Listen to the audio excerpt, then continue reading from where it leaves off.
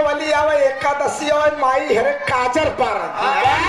काजर पने सो बा कोहारे वाले कोसा में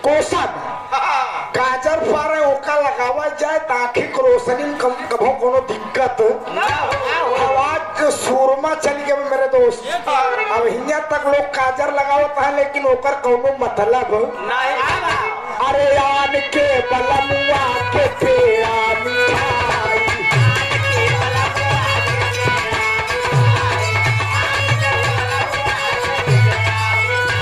अरे अपने बलम के भेवा दे बजरा काजर दे सावरानी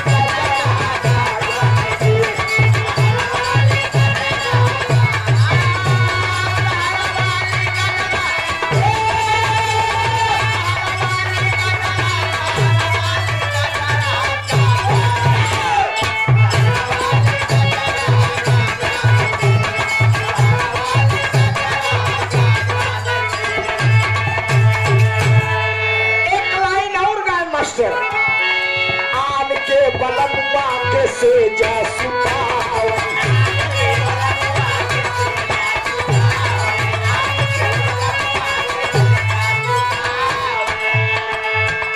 पंचम जान ले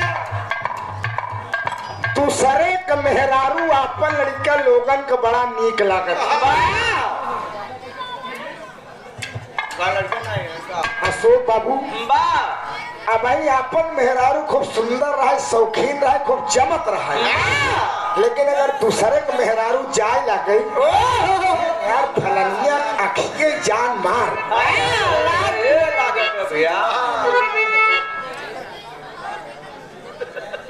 अरे आन के बलम्मा के से जा सुताया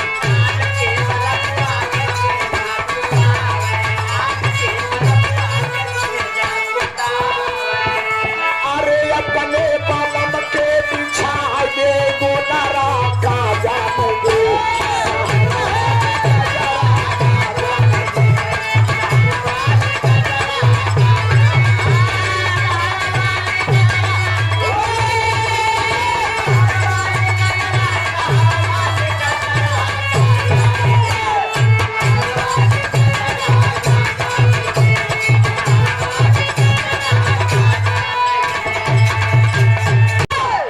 ज्यादा से ज्यादा 15-20 मिनट के छोट से नया प्रसंग भी आप सब सुनाई दे